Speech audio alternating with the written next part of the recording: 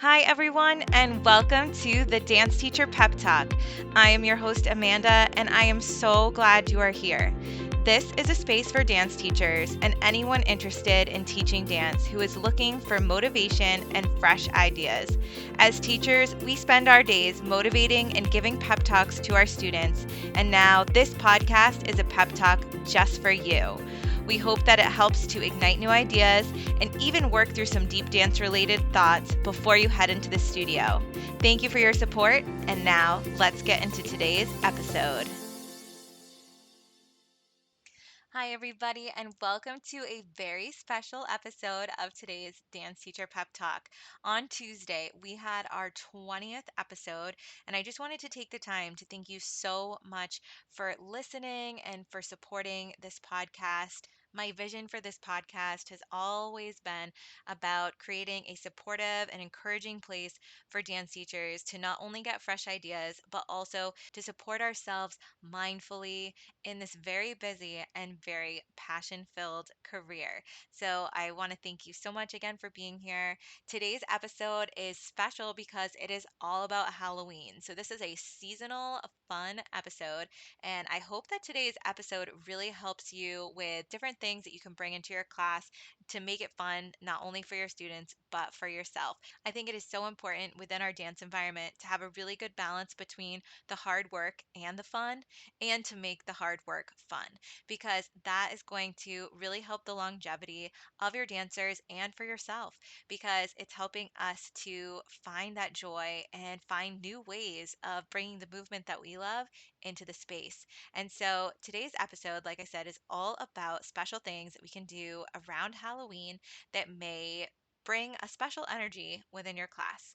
And just a reminder to make sure you're following Dance Teacher Pep Talk on Instagram, because I have posted a bunch of different ideas that you can use within the classroom for fall, for Halloween, and also some suggested music. So definitely check that out. So, in Tuesday's episode, I mentioned that I really like doing circuits to revamp the warm up. And I talked about my reasoning there for that. But circuits can just be a really fun way to get the dancers warming up their bodies, their minds, and their souls. And it gets them moving in different areas of your room. It also splits them up into smaller groups.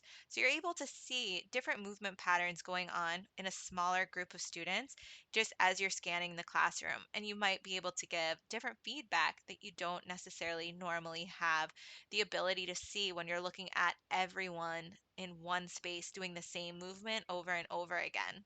So, because Tuesday I mentioned circuits, I wanted to also mention that around the holiday times, I do special station exercises and themes that are geared toward whatever season we are in. And so, if you are looking for a really fun Halloween circuit warm up, I recommend you checking our Instagram page on October 25th, because I'm going to put my Halloween stations warm up. And on that, it gives ideas for cardio stations, it gives ideas for strength stations and for stretch stations. And it's just a fun way to get your dancers moving in similar ways, but with this theme of Halloween. I also on Dance Teacher Pep Talk have some fall improv prompts that you can use for your classes that do improv. But I also wanted to talk a little bit about improv in today's episode, because when we're doing Halloween improv, something that is really important to me is that I think about the elements of a story. And actually, I should say this is not just important at Halloween, but all of the time. I think I just tend to do this at Halloween because it sort of fits the class plans that I do. But when you're thinking about the elements of a story, now your dancers are also learning this in school, different elements at different grade levels, but they understand that elements of a story include a character, setting, it includes a plot, the beginning, middle, and end. And there's a lot more that goes into the elements of storytelling. And so I like to use that, like I said, within my improvs, not just at Halloween, but all the time. So when we're doing Halloween improv, one of my favorites that I really love doing is going into setting. And the reason why I like this is because it can help us work with texture. It can also help us to work with emotion. So, the setting exercise that I do is we're just moving through the different settings that I call out. So, moving through a dark, spooky forest, moving through a oozy, slimy swamp, moving through a creaky old haunted house. Things like that, it's like all of a sudden the movement quality changes because you're giving adjectives within it. You're also kind of giving an emotion on top of it. Like, okay, the forest, you're not going through in the daylight, you're going through at the dark. So, what types of emotions are you bringing into these settings? And it also gives them the role of the character in that respect because they are the character that is moving through these settings. You could also take the settings on the flip side of that, and maybe instead of moving through these places, you are these places. So you are the ooey gooey swamp or the slime or something like that. And just like working different ideas around that can create texture, it can create different ways of movement. So giving those settings a try can be really fun. And now, if your class does not typically do improv, say it's a ballet class or something like that, maybe take the skill that you are working on across the floor or whatever it is as your progression and say, okay, we are going to storyboard this now. You are doing this exercise now through a dark forest, and there are branches in your path, and you have to move them as you're using your arms to the portebra. And yeah, maybe it's a little bit different. It's not going to look the way that it typically would week to week. But the thing is, though, is that you are still working those skills, but you're just adding a fun flair to it just for like if you wanted to do some type of a seasonal class one day, or like if you have a costume week at your studio and it was kind of a different vibe or a different energy, maybe adding that in, or maybe even just playing spookier music on the days that if you still want to do your traditional class, maybe finding a Halloween playlist for that music that you could use. And I think I'm actually, if I haven't yet, I'm going to be sharing some of my favorite Halloween piano or Halloween ballet music as well on the Instagram. Another improv exercise that I really enjoy doing, and you can again fit this to any style of class that you're doing, but I like to give scenarios. And so I'll break the class up into groups and I will secretly give each group a scenario that they as a group need to improv out. It's kind of like charades in a way, and the class then guesses it. So maybe I know I used this one before in the setting, but maybe it's exploring through a dark, creaky, haunted house. And so the dancers are doing that. And by their movement, the audience is trying to guess where it is that they are and what it is that they're doing or how they're feeling. And then we share at the end. So that's always a fun one to do as well. In my younger dancer classes, like say my elementary age level classes, I like to change the up there across the floor to kind of fit a character. So maybe today for Grand Battements across the floor, we're doing zombie arms and we're doing zombie Battements or whatever, just for that particular Halloween class. And I think I actually am going to be putting this on the Instagram as well if I haven't, but I'll go through my whole elementary age level across the floor that I do because it's just, again, you're doing the skills, but we're just adding a seasonal flair to it. I know that in our episodes last week, we talked about dancing careers and we talked about the importance of choreography and having the time to practice choreography in ways that are meaningful in your class. And so Halloween is a great time to have this exercise or to work on student choreography in your class as a tool because you can give them different criteria, but you can also have them do that in the spirit of the season. And so I'm sharing right now a Halloween choreography challenge that I had done in the past with my classes. And it was when, gosh, what was that TV show called? I think it was America's Best Dance Crew. It was really popular and it was, So You Think You Can Dance had started maybe a few years before it, but like dance on TV was getting really big. Like there were all these like different shows that were starting up, but after So You Think, I think it was America's Best Dance Crew. I think that's what it was called. But what I loved about that show is that it was it was dance crews. So it wasn't necessarily like singular people. And with the dance crews, week to week. They would give them a challenge. So it's like, okay, this is your piece that you're doing this week that you're setting with your crew, and it needs to have like this element or fit this particular theme. And so I loved that. I loved that show. And now what I did was I created a challenge with my choreography, for my student choreography. And so this is what I did. I had four different groups. Okay. And so I split them up into their crews, and you can do this in any style of dance, just, make it work however you are wanting. But I had team cat, team spider, team ghost, and team witch. So I had four different groups. And I also want to mention that this was also kept secretive because at the end, I think we did do some type of guessing thing with the audience. So in the team cat. Okay.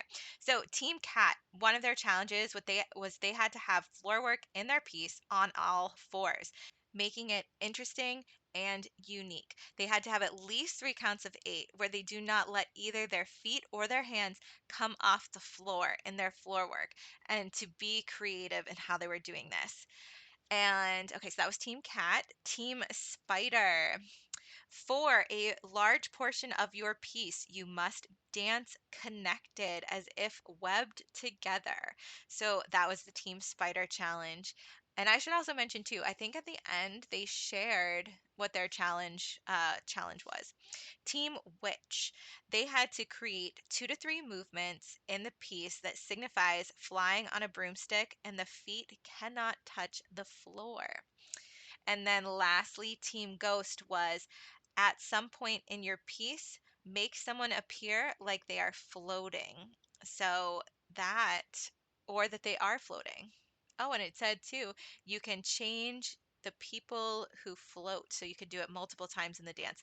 And then at the bottom of all of it, it says you must include 2 movements that we have been working on in our class. So I had put these on index cards. I was just reading off of my index cards, and I gave each of them a card, and that was their task. And then I played like a pretty consistent, like 8 count type of piece music that was Halloween or spooky in some way. But that was so fun. I think I should bring this back this year because honestly, I can't remember when I stopped doing it or why. Um, but it was so fun, and I'm so glad I found these note cards because, yeah, I think I might do it again. So, for like I said with choreography, if we're making meaningful goals and expectations with what we're doing, it can really have so much value.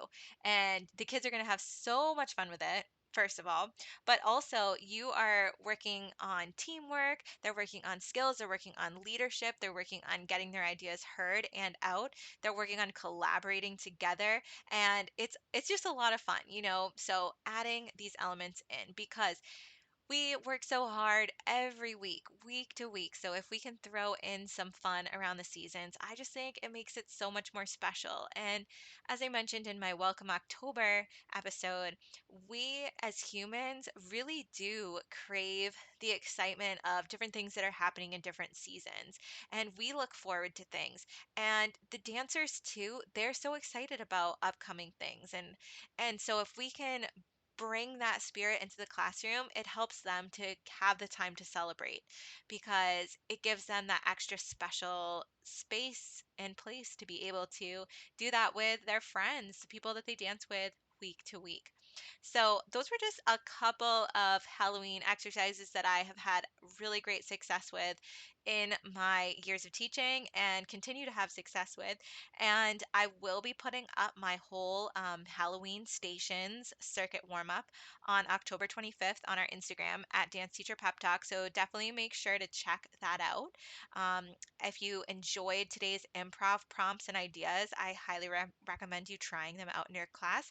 And if you're looking for some valuable student choreography content, give our Halloween choreography challenge a try. If you're looking for music to help facilitate these class ideas, I have listed some music guides on the Instagram at Dance Teacher Pep Talk. Right now, currently, I have contemporary music up and jazz. I also gave some creative movement tips. So, obviously, some of the ideas that we just talked about today, including circuits and stations, they might not necessarily be where your creative movement dancers are at. So, I do have a slide up of things that I love to do in my creative movement class with fall activities, and Halloween. So if you're looking for any of that, it's all over at Dance Teacher Pep Talk Instagram.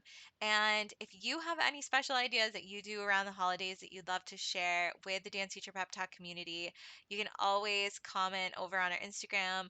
And I'd also too, I'd love to hear if there's any topics that I can support you with on the podcast that you'd like to hear more about.